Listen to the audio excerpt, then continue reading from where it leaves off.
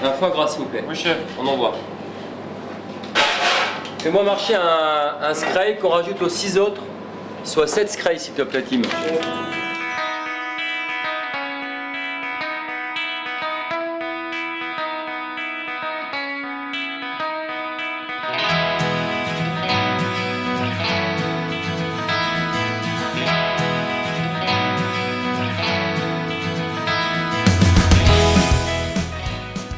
Donc après l'obtention de mon CAP et BEP de cuisinier à Thonon-les-Bains, pour lequel j'étais rentré en tant que serveur, je suis ressorti en tant que cuisinier, tout simplement parce que j'ai rencontré un chef qui m'a fait rêver, un Niçois. Je lui dois beaucoup. Cette personne m'a plutôt orienté vers la cuisine, m'a dit « Boifond, vous êtes une buse, vous ne savez pas cuire un œuf, mais vous avez quelque chose dans les mains et il faut l'exploiter.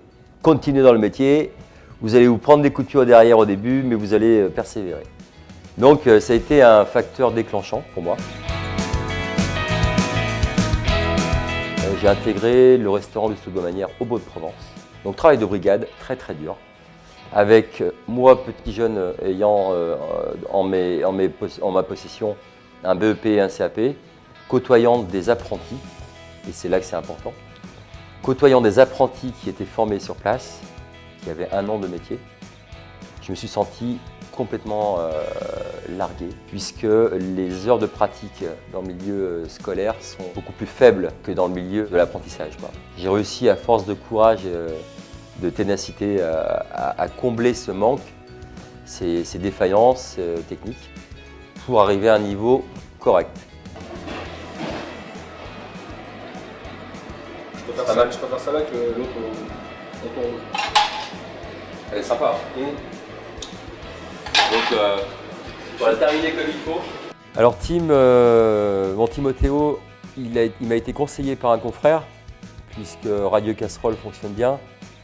Quand on a un jeune qui travaille bien, on le sait. Entre nous, on essaie de se transmettre des apprentis qui sont compatibles avec le restaurant qu'on a.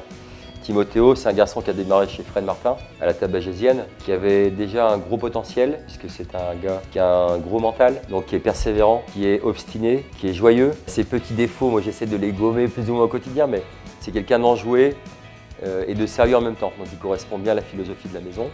J'ai choisi ce métier parce que j'aimais bien cuisiner, regarder les émissions de télé. J'ai voulu essayer, puis ça m'a plu. L'apprentissage en alternance, c'est un rythme, il faut prendre le rythme. Et après, ça se déroule tout seul.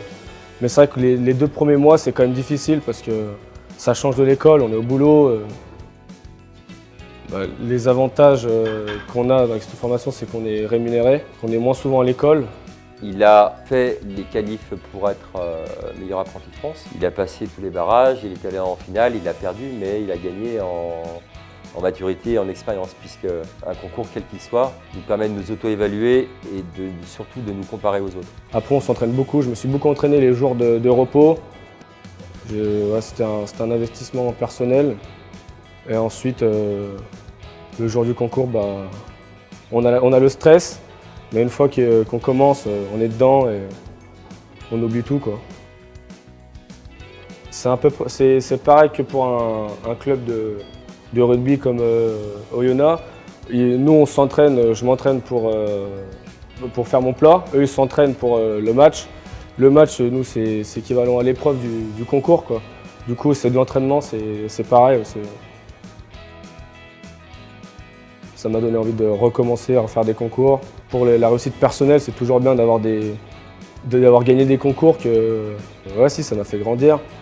Non, mais si, je suis un apprenti heureux, je suis content de ce que je fais, de la formation que j'ai choisie, l'entreprise dans laquelle je suis aujourd'hui.